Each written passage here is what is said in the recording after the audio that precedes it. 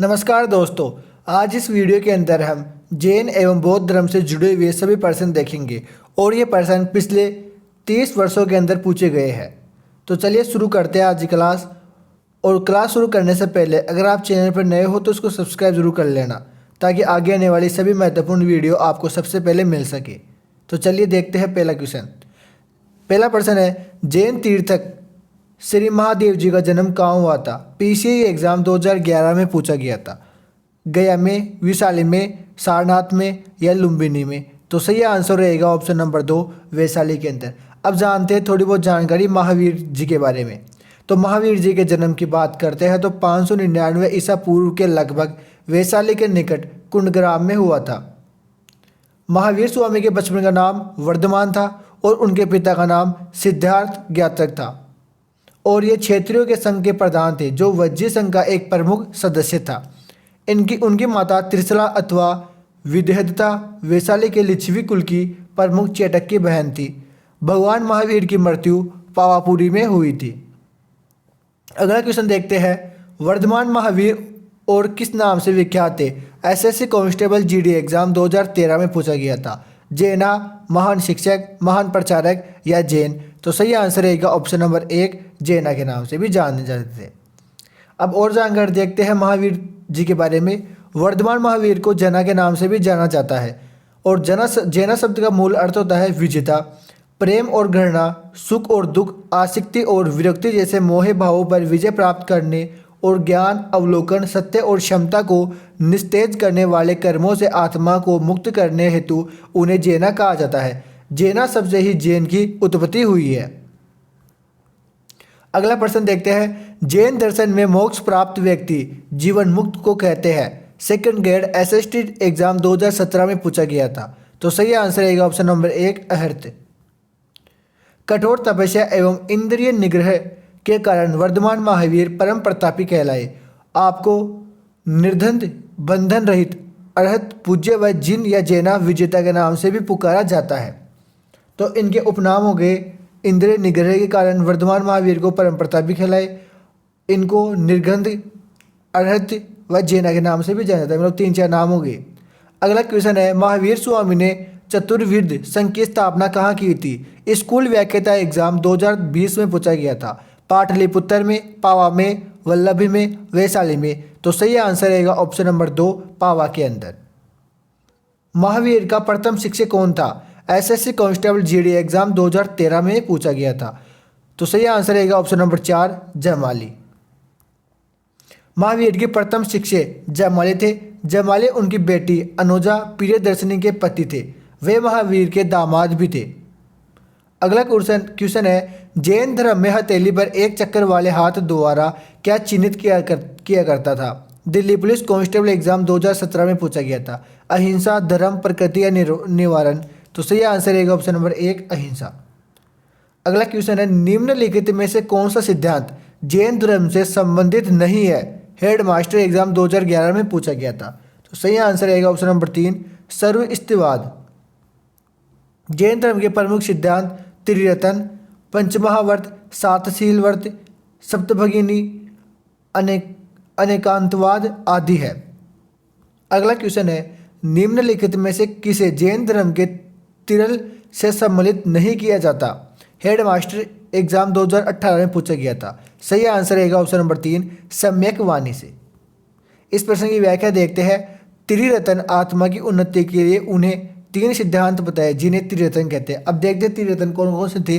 पहला था सम्यक ज्ञान, जिसका मतलब होता है उचित ज्ञान के अभाव में ही व्यक्ति काम, क्रोध, लोभ, मद, मोह के जाल में फंसता है। दूसरा रत्न था सम्यक दर्शन, जिसका शाब्दिक अर्थ बोले तो जैन तीर्थकों के उपदेशों में विश्वास। और तीसरा रत्न था सम्यक चरित्र, इसमें होता है कि ज्ञान को जीवन में उतारना। अगला क्वेश्चन देखते हैं, जैन समुदाय के प्रथम विभाजन के समय श्वेतांबर समुदाय के संस्थापक थे। RAS प्री एग्जाम 1999 में पूछा गया था, जो कि ये प्रश्न कैंसिल भी हो गया था। तो सही आंसर रहेगा option number 1, Sthulabhadra.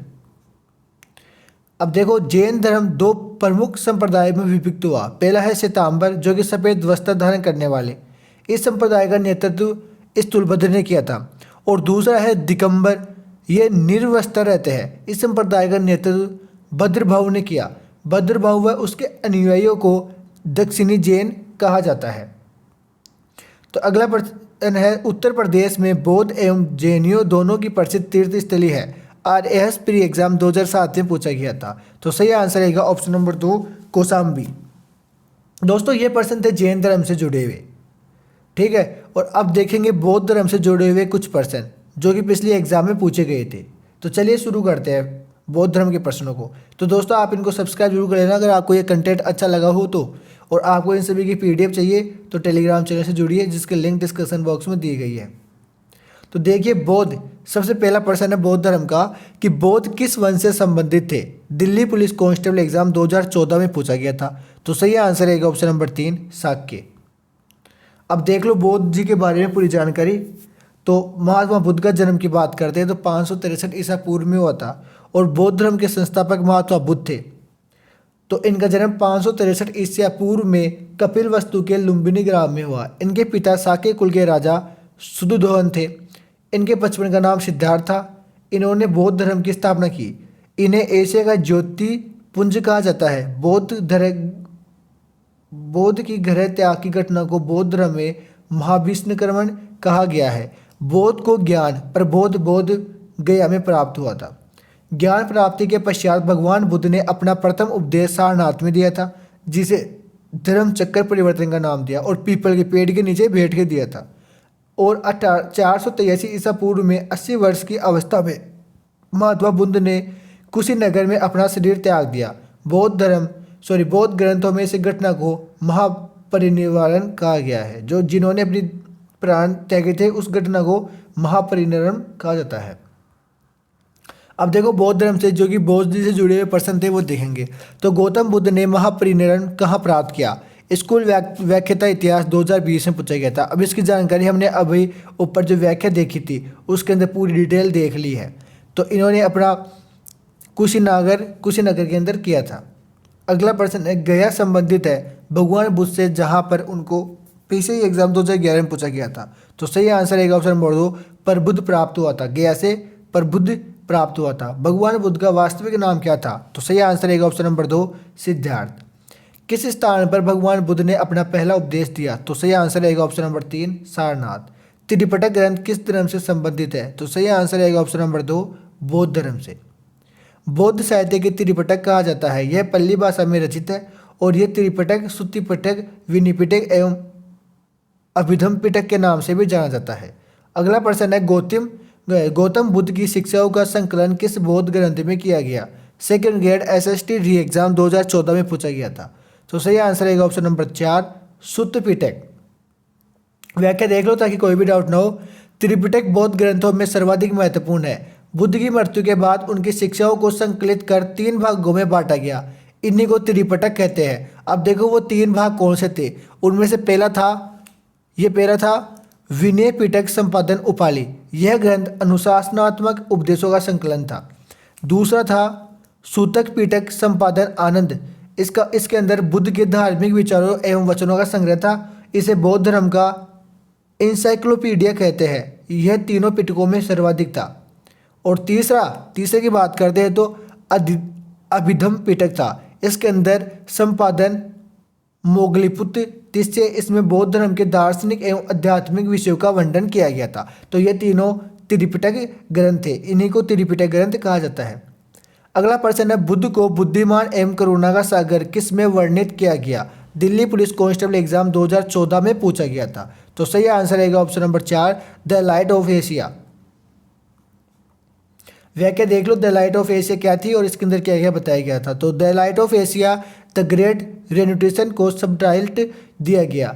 Sir Edwin ओनाल्ड की एक ये पुस्तक थी द लाइट ऑफ एशिया। तो पुस्तक का पहला संस्करण जुलाई 1879 में लंदन में प्रकाशित हुआ था। एक कथा कविता में रूप में पुस्तक राजकुमार गौतम बुद्ध के जीवन और समय का वर्णन करने का प्रयास किया गया। जो ये पुस्तक थी द लाइट ऑफ एशिया, इसके अंदर जो राजकुमार अपने बुद्ध थे उनके जीवन को प्रकाशित करने का वर्णन किया गया था। और जो आत्मज्ञान प्राप्त करने के बाद बुद्धिमान एवं करुणा का सागर बन गए। अगला प्रश्न है महान संप्रदाय का सर्वाधिक महत्वपूर्ण दार्शनिक ग्रंथ है। स्कूल व्याख्याता इतिहास एग्जाम 2020 में पूछा गया था। तो सही आंसर रहेगा ऑप्शन नंबर 1 प्रज्ञा पारमिता। प्रज्ञा पारमिता दार्शनिक ग्रंथ की रचना भगवान बुद्ध द्वारा गुरगुट पर्वत पर द्वितीय धर्म चक्र के काल में की।